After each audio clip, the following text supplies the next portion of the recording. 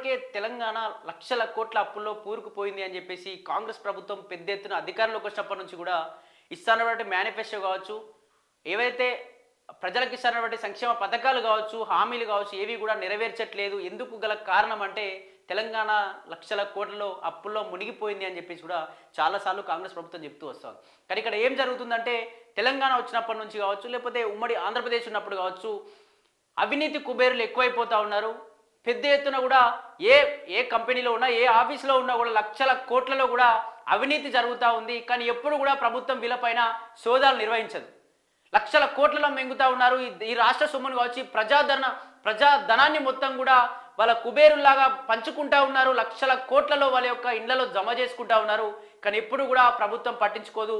ఏదైతే వీళ్ళు జమ చేసుకున్నటువంటి సొమ్మును కావచ్చు, అవినీతి సొమ్మునంతా కూడా ప్రజాధనాన్ని మొత్తం కూడా పోగు చేసి ఒక దగ్గర తీసుకొచ్చి ప్రజలకు పంచినా, లేకపోతే సంక్షేమ పథకాలు ఇచ్చినా, లేకపోతే ఏ సమస్య ఉన్నా ఆ సమస్యకు సంబంధించినటువంటి నిధుల కోసం ఖర్చు పెట్టినా కూడా పెద్ద ఎత్తున కూడా అప్పులు కూడా తీరిపోయే అవకాశం ఉంటుంది. కానీ అప్పులు లేవు, అప్పులు అయిపోయాయి, ఇప్పటికే వడ్డీలకు సరిపోవట్లేదు కాబట్టి మేము ఏ ఒక్క సంక్షేమ పథకం కావచ్చు, హామీలు ఇవ్వలేము అని చెప్పేసి ప్రభుత్వం చాలాసార్లు చెప్తూ వస్తూ ఉంది. కానీ ఎప్పుడు కూడా అవినీతి కుబేర్లు ఎంతమంది ఉన్నారు, ఏ శాఖలో ఏ అవినీతి కుబేర్లు ఉన్నారు, బయటకు సంసారిలాగా కనిపించే ఏ ఒక్క వ్యక్తి కూడా అమాయకుడు కాదు అని చెప్పేసి ప్రభుత్వం కూడా గట్టిగా నమ్మాలి. ఇక్కడ చూసుకున్నట్టయితే దానికి గల ఉదాహరణ ఇక్కడ చూసుకోవచ్చు. అక్రమాస్తుల రూపాయలు 50 కోట్లకు పైనే, అంటే అక్రమంగా సంపాదించినటువంటి సొమ్ము. ఇటు రవాణా శాఖ డిపార్ట్మెంట్కి సంబంధించినటువంటి మహబూబ్ నగర్ డిప్యూటీ కమిషనర్ ఇంట్లో ఏసీబీ సోదాలు. ఈ ఏసీబీ సోదాల్లో 50 కోట్లకు పైగా నిధులు కూడా అక్కడ అవినీతి సొమ్ము దొరికిందన్నట్టుగా కూడా తెలుస్తూ ఉంది. ఈ సోదాలు అన్ని నాయకుల్లో కావచ్చు, ఐఏఎస్ క్యాడర్ ఉన్న వ్యక్తిలో కావచ్చు ఎందుకు చేయరు? చాలామంది కూడా లక్షల్లో కోట్లలో అవినీతి తీసుకుంటా ఉంటే ఆ సొమ్మంతా వాళ్ళ ఇళ్లలో పెట్టుకొని జమ చేస్తూ ఉంటే ఇక్కడ రాష్ట్రం అప్పుల్లో కూరుకుపోతే ఏం జరుగుతుంది? ఖచ్చితంగా ఇటువంటి సోదాలు ఇంకా చేయాల్సిందే. అక్కడ ఉన్నటువంటి అవినీతి సొమ్మునంతా కూడా బయటకు తీయాల్సిందే ప్రభుత్వాలు. ఇక్కడ చూసుకోవచ్చు, అక్రమాస్తుల రూపాయలు 50 కోట్లకు పైనే. రవాణా శాఖ మహబూబ్ నగర్ డిప్యూటీ కమిషనర్ ఇంట్లో ఏసీబీ సోదాలు చేసింది. ఈ సోదాల్లో కిషన్ నాయక్ పై ఆదాయానికి మించి ఆస్తులున్నాయని ఆరోపణలు. అతను సంపాదించినటువంటి నెలకు 5 లక్షల 10 లక్షల జీతం ఉన్నా కూడా సరిపోక లక్షల్లో కోట్లలో, అంటే ఇతను బతకాలి, వీళ్ళ పిల్లలు బతకాలి, వాళ్ళ పిల్లలు బతకాలి, ఇలా తరతరాలు బతకాలంటే వాళ్ళు ఎవరు పని చేయకుండా సోమరిలాగా ఇంట్లోనే పండాలంటే ఈ తెలంగాణ యొక్క సొమ్ముని వారి ఇంట్లో దాచుకోవాలి. తెలంగాణ యొక్క కష్టజీతాన్ని ఒక్కొక్కడు ఊళ్ళలో మేస్త్రి పనులు చేసుకుంటూ, లేకపోతే రకరకాల లేబర్లు పనులు చేసుకుంటూ, ఈ షాపింగ్ మాల్లో బట్టల దుకాణాల్లో పనిచేసుకుంటూ 500 కూడుకొని ఇంటి పనులు కావచ్చు, నల్ల పనులు కావచ్చు కడతా ఉంటే అంత సొమ్ము తీసుకుపోయి వీళ్ళు వాళ్ళ కష్టాన్ని మొత్తం ఏసీలలో పండుకొని ఏసీలలో గడుపుతూ వాళ్ళ కష్టాన్ని మొత్తం 50 కోట్లు లక్షల కోట్లలో వనిలో దాచుకుంటా ఉన్నారు. వాళ్ళ తరతరాల కోసం, వాళ్ళ వంశాన్ని కాపాడుకోవడం కోసం, వాళ్ళు ఇంకా వాళ్ళ కొడుకులు వాళ్ళ మనమలంతా ఏసీ కార్లలో బెంజ్ కార్లలో తినడానికి కోసం ఈ లక్షల కోట్ల సంపాదన మొత్తం అందులో గడుపుతా ఉన్నారు. కానీ దీనికి ప్రభుత్వానికి సంబంధం లేదు. ప్రభుత్వం ఎప్పుడు కూడా దీన్ని పట్టించుకోదు. ఎందుకంటే ప్రభుత్వానికి కూడా మళ్ళీ దీంట్లో కూడా వాటా అయిన పోతుందేమో అని చెప్పేసి కూడా వాళ్ళకు కూడా భయపడే ఛాన్స్ ఉంటుంది. ఇక్కడ చూసుకోవచ్చు, దీనికి సంబంధించి హైదరాబాద్, మహబూబ్ నగర్, నిజామాబాద్, సంగారెడ్డి జిల్లాలో ఒకే సమయంలో దాడులు. అంటే ఇక్కడ హైదరాబాద్ కావచ్చు, మహబూబ్ నగర్ కావచ్చు, నిజామాబాద్, సంగారెడ్డి జిల్లాలో ఒకే సమయంలో ఏసీబీ దాడులు నిర్వహించింది. ఈ దాడుల్లో ఆయన ఇల్లు, బంధువులు ఇళ్లలో రైడ్స్, ఆయన ఏదైతే కిషన్ నాయక్ అయినటువంటి ఇల్లు కావచ్చు, వాళ్ళ చుట్టాల ఇళ్లలో కావచ్చు రైడ్స్ నిర్వహించారు. ఇందులో రూపాయలు 12 కోట్ల విలువ గల ఆస్తులు సీజ్ చేశారు. 12 కోట్లు అంటే ఒక సామాన్య సగటు వ్యక్తి ఎంత సంపాదించగలుగుతాడంటే నెలకు 20,000, సంవత్సరానికి 2 లక్షలు, 3 లక్షలు సంపాదిస్తాడు. అంటే 12 కోట్లు ఒకే అతని యొక్క ఒక 10 సంవత్సరాల 5 సంవత్సరాలు అతని యొక్క ఉపాధి ఉన్న, అంటే ఏదైతే రవాణా శాఖలో కావచ్చు, లేకపోతే ఏ ఒక్క సంస్థలో ఉన్నటువంటి ఏ ఒక్క పని అయినా కూడా 5 సంవత్సరాల వ్యవధి ఎంత ఉంటుంది, 5 సంవత్సరాలు సంపాదించే వ్యక్తి అంటే కోట్లలో సంపాదించే అయినా కూడా సరిపోక 12 కోట్ల విలువైన ఆస్తులు కూడా కూడగొట్టుకునే ప్రయత్నం జరిగింది అవినీతి రూపంలో. దీనికి సంబంధించి హైదరాబాద్లో ఆయన అరెస్టు చేసిన అధికారులు 12 కోట్లు సీజ్ అయిన తర్వాత అవన్నీ ప్రూఫ్స్ అని తెలిసిన తర్వాత ఖచ్చితంగా నిజంగా అవినీతి ద్వారా జరిగింది అని చెప్పేసి ఓకే అయిపోయిన తర్వాత అతన్ని అవినీతి అధికారులు అయితే పెద్ద ఎత్తున అరెస్ట్ చేసిన పరిస్థితి. దీనికి సంబంధించి ఆదాయానికి మించిన ఆస్తులు కలిగి ఉన్నాడనే ఆరోపణలో మహబూబ్ నగర్ జిల్లా రవాణా శాఖ డిప్యూటీ కమిషనర్ కిషన్ నాయక్ ఇంట్లో ఏసీబీ అధికారులు మంగళవారం సోదాలు చేపట్టారు. సికింద్రాబాద్ ఓల్డ్ బోయిన్పల్లిలోని ఆర్ఆర్ నగర్ కాలనీలో గల ఆయన ఇంటితో పాటు 12 ప్రాంతాల్లో ఏకకాలంలో ఈ సోదాలు జరిగాయి.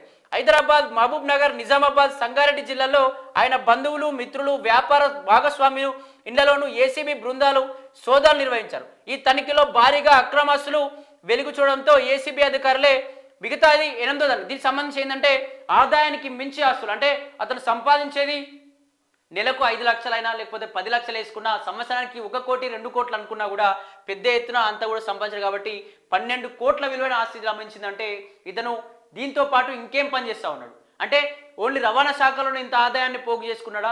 ఇంత పోగు చేసుకుంటే మళ్ళీ రవాణా శాఖ కావచ్చు, ఆర్టీసీ కావచ్చు, లేకపోతే ఇందులో ఇంకా అప్పులో పూడుకుపోయింది, దీన్ని మేము ప్రభుత్వంలో కలపలేం, ప్రైవేటీకరణ చేసిస్తామని చెప్పేసి ఇక్కడ కండక్టర్లు కావచ్చు, డ్రైవర్ని కావచ్చు ఇష్టానురీతిగా మద్యం తాగినామని చెప్పేసి, లేకపోతే ప్రయాణికులకు ఇష్టానురీతిగా మాట్లాడాలని చెప్పేసి, ప్రయాణికులకు సమయానికి బస్సు ఎక్కడ ఆపలేదని చెప్పేసి ఇష్టానురీతిగా కూడా అక్కడ ఫ్రీ బస్ పెట్టని చెప్పి మహిళలు గుమి కుడితే బస్సు ఆపట్లేదని చెప్పేసి ఇష్టానురీతిగా కూడా వాళ్ళ జాబుల్ని కూడా తీసివేస్తున్న పరిస్థితి.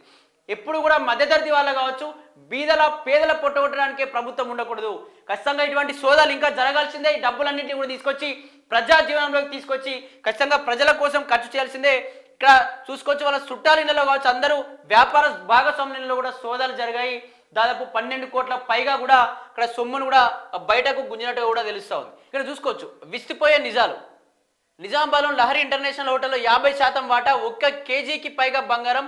రాయల్ హుక్ ఫర్నిచర్లో పార్ట్నర్షిప్. మెదక్ నిజామాబాద్లతో 30 ఎకరాలకు పైగా సాగు భూములు, 3000 గజాల స్థలం. అశోక్ టౌన్షిప్లో 2 ఫ్లాట్లు. సంగారెడ్డి జిల్లా పరిధిలోని నిజాంపేట్ మండలంలో 4000 చదరపు అడుగుల ఫాలీ హౌస్. రూపాయలు 1,37,00,000 బ్యాంక్ బ్యాలెన్స్. ఒక హోండా సిటీ కార్, ఒక ఇన్నోవా క్రిస్టా కార్ను గుర్తించినట్లు ACP joint director Praveen Kumar తెలిపారు. ఇక్కడ చూసుకోవచ్చు ఆ 12 కోట్ల విలువైన ఆస్తుల్లో కూడా విస్తుపోయే నిజాలను కూడా చెప్పుకోవచ్చు. ఇక్కడ చూసుకుంటే ఇంటర్నేషనల్ హోటల్ 50% వాటా. ఇంటర్నేషనల్ హోటల్లో ఇతనికి 50% వాటా తీసుకుంటా ఉన్నాడు. అలాగే 1 కేజీకి పైగా బంగారం దొరికింది. అలాగే royal hook furniture partnership. Royal hook ఫర్నిచర్లో కూడా పార్ట్నర్షిప్ ఉంది. మెదక్ నిజామాబాద్లో 30 ఎకరాలకు పైగా సాగు భూమి కూడా కొనుగోలు చేశాడు. 3000 గజాల స్థలం. అశోక్ టౌన్షిప్లో 2 ప్లాట్లు. సంగారెడ్డి జిల్లా పరిధిలో నిజాంపేట్ మండలంలో 4000 చదరపు అడుగుల ఫాలీ హౌస్. రూపాయలు 1,37,00,000 బ్యాంక్ బ్యాలెన్స్. ఇన్ని సంపాదిస్తూ ఉంటే సామాన్య జీవితాలు ఇంకా పేదవారే కాకపోవడానికి పేదవారు కాకపోవడం గల ఏంది రీజన్ ఏమై ఉంటుంది చెప్పండి? ఇంకా పేదవాడు ఎప్పుడైనా ధనికుడు కావాలనే ఆలోచన ఉంటుంది, కానీ ఎప్పుడు ఆ పేదవాడు ఇంకా దరిద్ర రేఖ దివగానే అయితే దరిద్రపు రేఖ దిగువనే ఇంకా పోరాటం చేస్తూనే ఉన్నాడు. ఇంకా ఆకలికి అలమటిస్తూనే ఉన్నాడు. కట్టుకోవడానికి బట్ట లేకుండా, ఉండడానికి ఇల్లు లేకుండా, ఇంకా ఇల్లు కోసమే పంట చెట్టిలో అదో ఏదో కట్టుకుంటూ ఇంటి కోసమే దుస్తులు కొత్తగా కొనాలంటే ఆలోచించాల్సిన పరిస్థితి.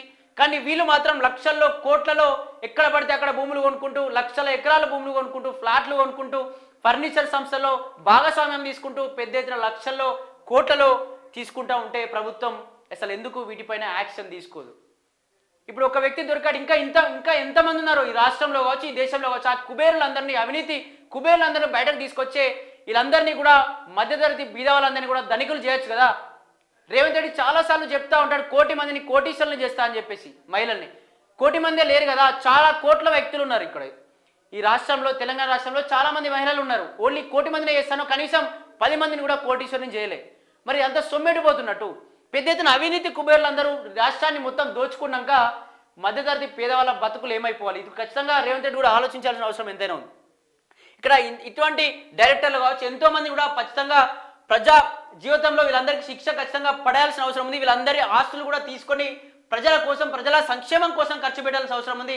మళ్ళీ మీరే రాజకీయ నాయకులే మళ్ళీ పంచుకుంటే కూడా ఇక్కడ ఖచ్చితంగా ప్రజలందరూ చూసుకోరు. ఖచ్చితంగా ప్రతిదీ సమాజం కూడా ప్రతిదీ పసిగడతా ఉంది. ఏ వ్యక్తి ఏం చేస్తా ఉన్నాడు, ఏ రాజకీయ నాయకుడు, ఏ ప్రభుత్వం మాకు ఏది మేలు చేస్తా ఉందని చెప్పేసి ప్రతిదీ కూడా సమాజం అంతా గ్రహిస్తూ ఉంది. ఖచ్చితంగా వీళ్ళందరినీ కూడా దొరకబట్టి ఏదైతే విలువైనటువంటి ఫర్నిచర్లు కావచ్చు, 12 కోట్ల ఆస్తి కావచ్చు, 50 లక్షల కోట్లకు పైగా అప్పు జరిగిపోయిందని చెప్పేసి చెప్పడం కాదు. వీళ్ళందరినీ కూడా జప్తు చేసి, వీళ్ళ ఆస్తులన్నీ కూడా జప్తు చేసి అసలు ఇతను సంపాదించిన సంపాదన ఎంత, అసలు సంవత్సరానికి కావచ్చు, నెల కావచ్చు, ఎన్ని ట్రాన్సాక్షన్ చేస్తూ ఉన్నాడు, ఇతని బంధువులతో కావచ్చు, ఇంకా ఎన్ని వ్యాపార సంస్థలతో సంబంధాలు ఉన్నాయి, ఎన్ని రకాలుగా ఫ్లాట్లు కొంటా ఉన్నాడు, ఏ ఏరియాల్లో, ఏ జిల్లాల్లో, ఏ రాష్ట్రాల్లో భూములు కొంటా ఉన్నాడు, ఆ భూములు కొనడానికి గల వచ్చిన సొమ్ము ఎక్కడిది, నిజంగా ఇతను కష్ట జీతంతోనే కొనాలా లేకపోతే రాష్ట్ర సొమ్మును ఏమైనా అవినీతి రూపంలో గుంజుకొని కొంటా ఉన్నాడు అని చెప్పి ఖచ్చితంగా ప్రభుత్వం ఇటువంటి కుబేర్లందరూ దొరకబట్టి ఏదైతే ఈ సామాన్య ప్రజలకు కావచ్చు ఈ రాష్ట్ర ప్రజలందరినీ రాష్ట్రాన్ని అభివృద్ధి దిశగా తీసుకెళ్లాలంటే ఖచ్చితంగా అందరికీ కూడా ఆ సొమ్మంతా అందరికీ పంచాలి, లేకపోతే ఖచ్చితంగా ఆ సొమ్మును అందరినీ కూడా ఈ సంక్షేమ పథకాల కోసం కావచ్చు, ఏదైతే ఇల్లు లేని వారి వ్యక్తులు ఉంటారో వాళ్ళకి ఇల్లు కట్టించడం, చిన్న చిన్న కోరికలు ఉంటాయి మధ్యతరగతి బీద వాళ్ళ చిన్న చిన్న కోరికలు, ఏదైనా పండుగ వస్తే ఏదైనా పండుగ చేసుకోవడానికి నూనె ఖర్చు ఎక్కువైనా కూడా ఆలోచించాల్సిన పరిస్థితులు వస్తాయి. ఏదైనా దసరా లాంటి ఏదైనా పండుగలు వస్తే కొత్త బట్టలు వేసుకోవాలన్నా కూడా ఆలోచించాల్సిన పరిస్థితి. ఆ బట్టలతో ఏదైనా పంట చెట్టు కట్టుకోవచ్చు అని, లేకపోతే నెల చెట్టు కట్టుకోవచ్చు అని చెప్పేది, లేకపోతే ఇంట్లో వస్తువులు లేవు అవన్నీ వస్తాయని చెప్పి ఈ రకంగా చిన్న చిన్న ఆలోచనలు. అంటే వాళ్ళ యొక్క ఖర్చు ఓన్లీ 1000 నుంచి 5-6 వేల ఆ ఖర్చులోపే కూడా ఇంకా మధ్యతరగతి వాళ్ళు ఖర్చు పెట్టాలంటే భయపడుతున్న పరిస్థితి. కానీ వాళ్ళ కష్టార్జితాన్ని అంతా వాళ్ళు పోగేసుకున్న సొమ్మంతా కూడా పెద్ద ఎత్తున లక్షల కోట్లలో ఇటువంటి అవినీతి కుబేర్లంతా ఎత్తుకెళ్ళిపోతే తెలంగాణ రాష్ట్రం అప్పులో పూడుకుపోతే ఏం జరుగుతుంది? ఖచ్చితంగా ఇవన్నీ కూడా రాష్ట్ర ప్రభుత్వం కావచ్చు కేంద్ర ప్రభుత్వం వీళ్ళందరినీ ఏసీబీ సోదాలు చేయాల్సింది, అందరినీ కూడా బయటకు తీసుకొచ్చి ఆ సొమ్మునంతా కూడా సామాన్య ప్రజలకు కావచ్చు అలాగే పేద బీద మధ్యతరగతి వాళ్ళకి ఖచ్చితంగా కూడా సంక్షేమ పథకాలు అందే విధంగా ఖచ్చితంగా కృషి చేయాలని చెప్పేసి కోరుకుంటా ఉన్నాం.